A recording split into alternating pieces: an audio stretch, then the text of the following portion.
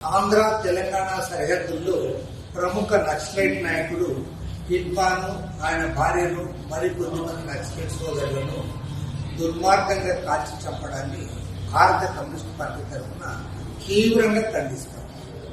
కేంద్రంలో అధికారంలో ఉన్న నరేంద్ర మోడీ ప్రభుత్వం హోంమంత్రి అమిత్ షా ఇవాళ దుర్మార్గంగా ప్రభుత్వ దమన నీతిని కొనసాగిస్తూ ఉన్నారు.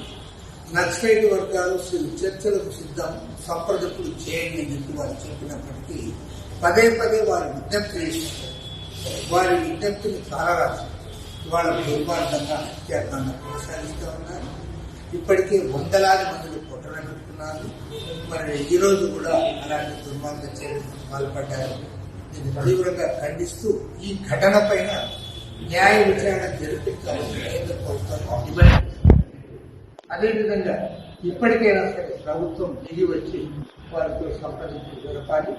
ఏవైతే సమస్యలు పరిష్కారం చేయడానికి అవకాశం ఉందో ఆ సమస్యలు పరిష్కారం చేయాలని కూడా సిపిఐ తరఫున ప్రభుత్వం డిమాండ్ చేస్తుంది.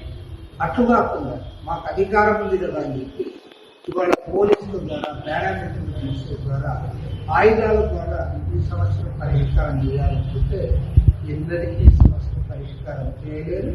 ఎంతమంది నక్సలైట్ వెళ్ళిపోయినా సరే అది ఏదో రకంగా మరి తలెత్తుతూనే ఉంటుంది. కాబట్టి ప్రభుత్వం ఈ దుర్మార్గ చర్యలు విడనాడి ఇప్పటికైనా సరే వారితో చర్చలు చేయాలి. వారి సమస్యలు పరిష్కారం చేయడానికి ప్రభుత్వం ముందుకు రావాలి. ఆ రకంగా కాకుండా మేము ఇదే పద్ధతులు కొనసాగుతామంటే ప్రజలు తగు రీతులు ఈ ప్రభుత్వానికి బుద్ధి చెప్తారని కూడా సిపిఐ తరఫున హెచ్చరిస్తారు.